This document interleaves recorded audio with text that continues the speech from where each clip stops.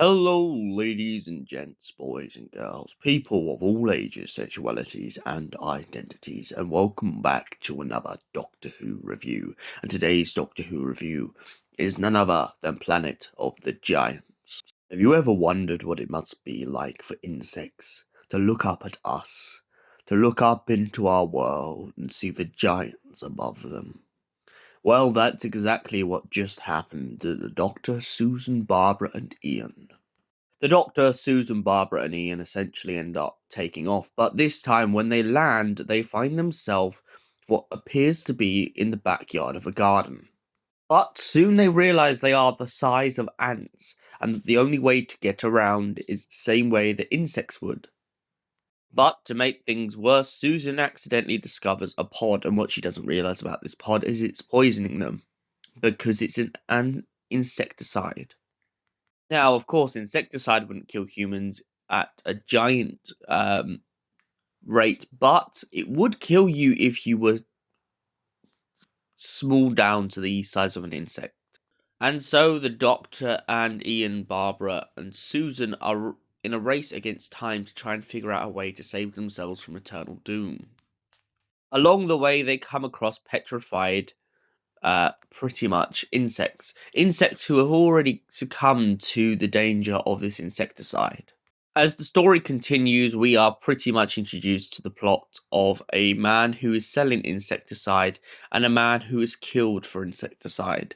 It turns out that the business becomes very shifty, and there's a lot of hands in play. We also have some great cliffhangers along the way. To a scary cat, to them trying to climb up a pipe. Each element in Planet of the Giants is carefully thought out. Eventually, the Doctor and his friends manage to figure out a way out the house and back to the TARDIS, and also to cure themselves of the insecticide. There's also a very great moment in this story in which Ian pretty much hides in a matchbox, and the rest of the group have to go chasing after him. So let's get to the scoring cards. What did I think of Planet of the Giants? It's a very strong story, pretty much telling kids about looking after the world. It's also a story that kind of gives you a rough idea of how other creatures may be affected by our own actions. The way that it comes across is brilliant. However, there are some moments that, not being funny, I feel like could use a subtle bit of adjustment if they were done nowadays. Based on the budget they done back in the day, it's brilliant. But there are some bits that you do start to loosely think, was there any relevance to them? Hence, some bits of the story with some of the giants. There's an old man on a bench. There's a guy having an argument.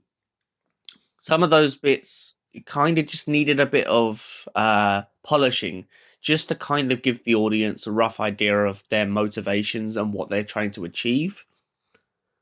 My biggest reason for this is because we come across a laboratory in this story, but it's never directly explained that the laboratory is where the insecticide is being made. All it is explained is that some hands are shifting and one guy doesn't want to make the insecticide.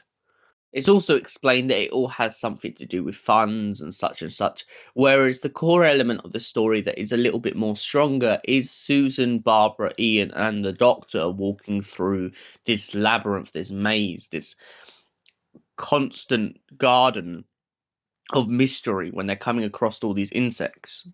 And sadly, for that reason, I have to give the Planet of Giants a 6 out of 10.